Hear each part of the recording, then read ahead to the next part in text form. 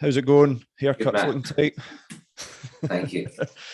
How the boys feeling day before the World Champions? I mean, I'm guessing there's a huge buzz about the place.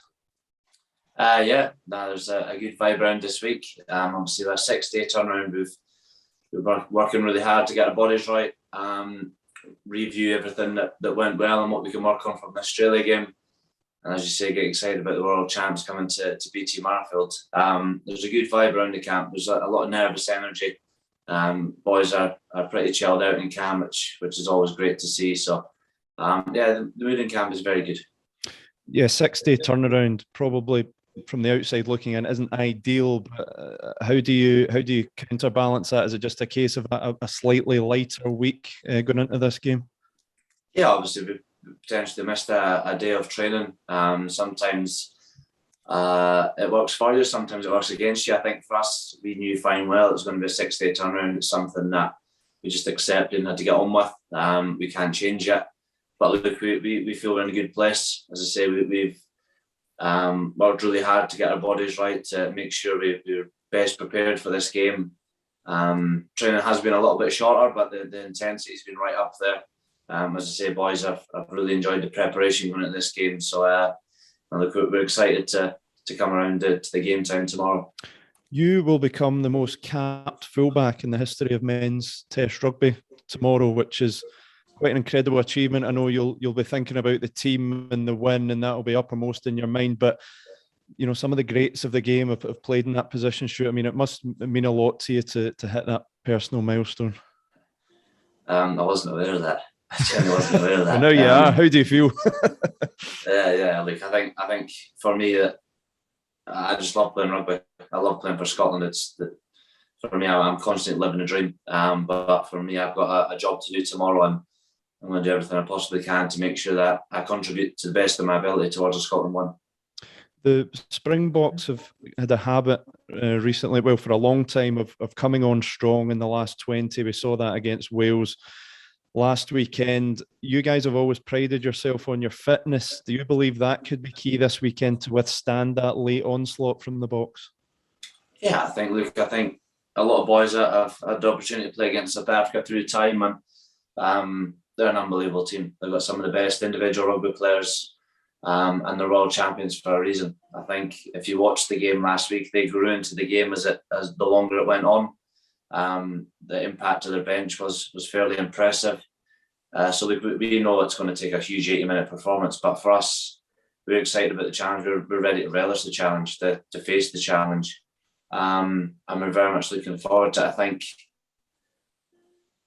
they are an unbelievable side, but like everything, there are weaknesses within it, and hopefully tomorrow we can exploit that. I think we need to be patient in what we're trying to do.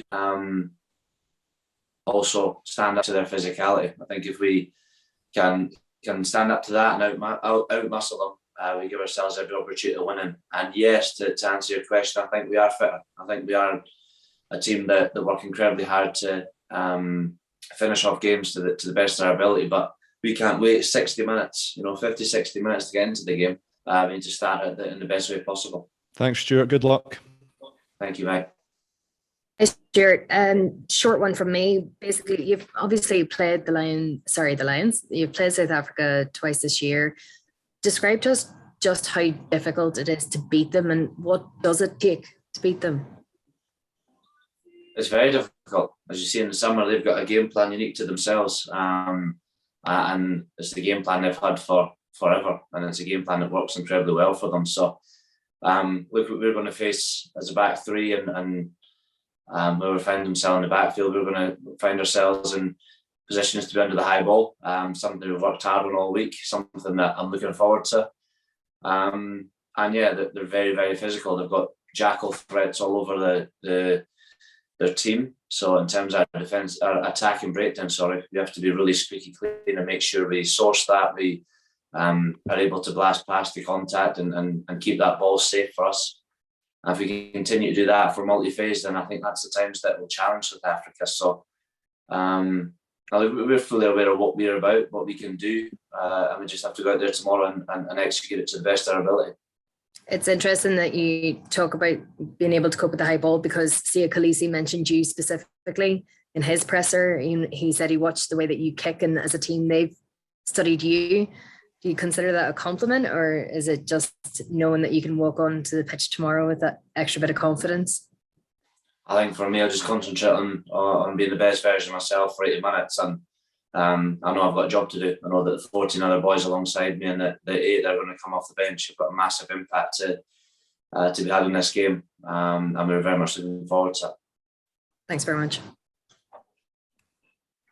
Stuart, does it help that you've played them so recently personally, that you look back on a few things that you can learn from those games, and you can brush up on, think things you learned about them as well that you can maybe take into and even talk to your teammates about as well?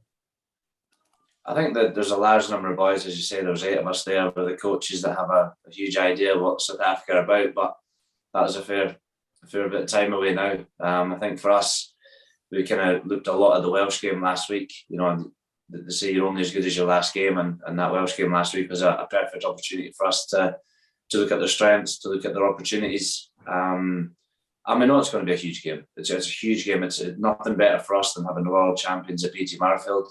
And these are the games you want to be involved in.